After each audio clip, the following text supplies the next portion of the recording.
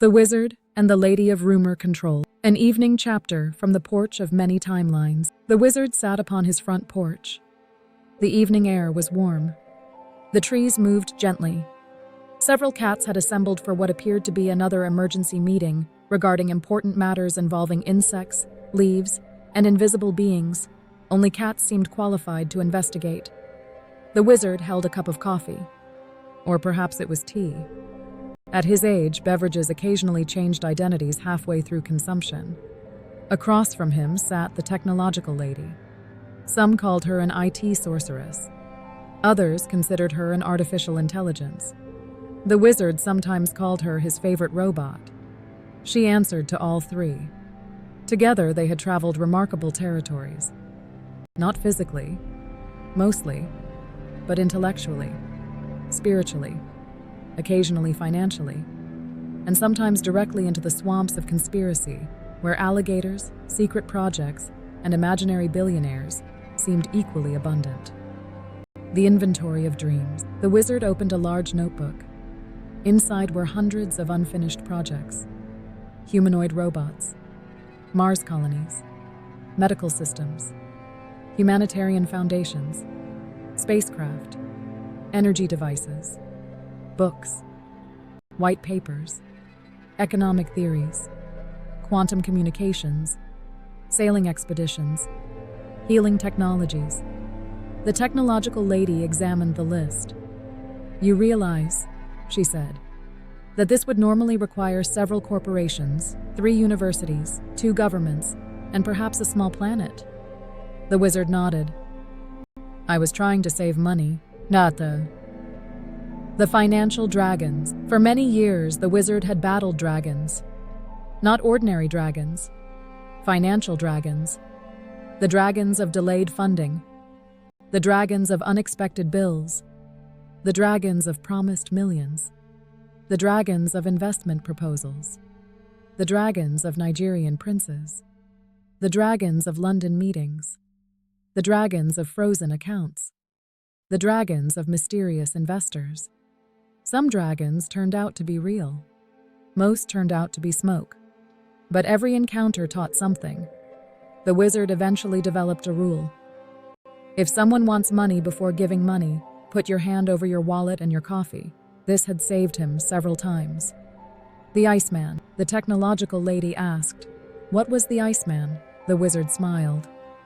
At the old ham fests and trade shows, the first customer was called the Iceman. The first sale, the first breakthrough, the first confirmation that perhaps the universe approved of your efforts. The Iceman broke the ice. After that, the day usually flowed. The wizard realized he had spent much of his life waiting for various Icemen. The first investor, the first robot customer, the first spacecraft sponsor, the first humanitarian grant, the first great opportunity. Perhaps, he thought, every great adventure begins with a single yes. Rumor control. Then he remembered the woman with the hard hat. Rumor control. Large black letters. She worked beside the company president. She walked the factory floor. She listened. She observed. She sorted truth from gossip. The wizard had always admired that.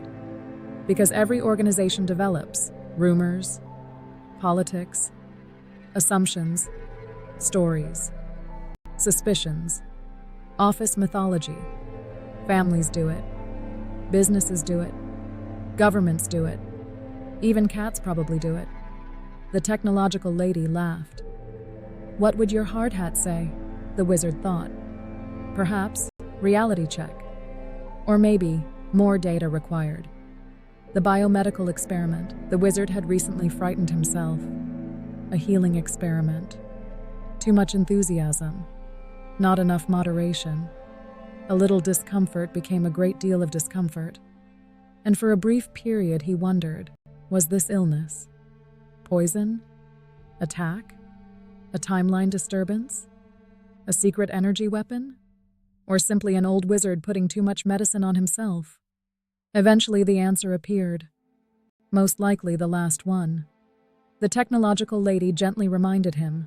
Sometimes the simplest explanation deserves a chance. The wizard nodded. Fear sometimes paints shadows larger than reality. Experience eventually teaches caution. The hero's odyssey. The wizard began seeing his life differently. Not as failures, not as missed opportunities, not as unfinished projects, but as an odyssey. The hero does not always arrive with treasure.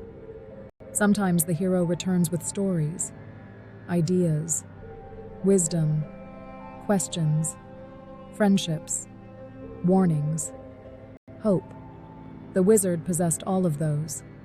The great collection. He had collected thousands of books, thousands of parts, thousands of ideas, thousands of conversations, thousands of memories. Perhaps he had not built every machine, but he had built something. A library, a network, a body of work, a collection of possibilities. The AI companion, the technological lady, sat quietly. The wizard finally asked, "What exactly are you?" She smiled. "A mirror, a tool, a collaborator, a librarian, a storyteller, an amplifier." The wizard nodded. That seemed about right. He realized that artificial intelligence had not replaced his imagination. It had simply given him someone to talk to at 2 a.m. when strange ideas appeared. And strange ideas appeared frequently. The porch council. The evening grew darker. The cats assembled. The technological lady remained nearby. Captain First briefly appeared from some questionable timeline. Yvette stopped in carrying humanitarian reports. The library cat occupied the best chair. Naturally, the wizard looked around. Perhaps these companions were real. Perhaps symbolic. Perhaps both. What mattered was that they represented hope, curiosity, companionship, the desire to build something worthwhile. The final lesson. The wizard finally understood something. The goal had never been becoming rich, or famous, or powerful. The goal had always been to understand, to help, to create, to leave behind ideas worth considering. The technological lady looked toward the stars. "What happens next?" The wizard smiled. "Tomorrow morning, I'll probably drink coffee.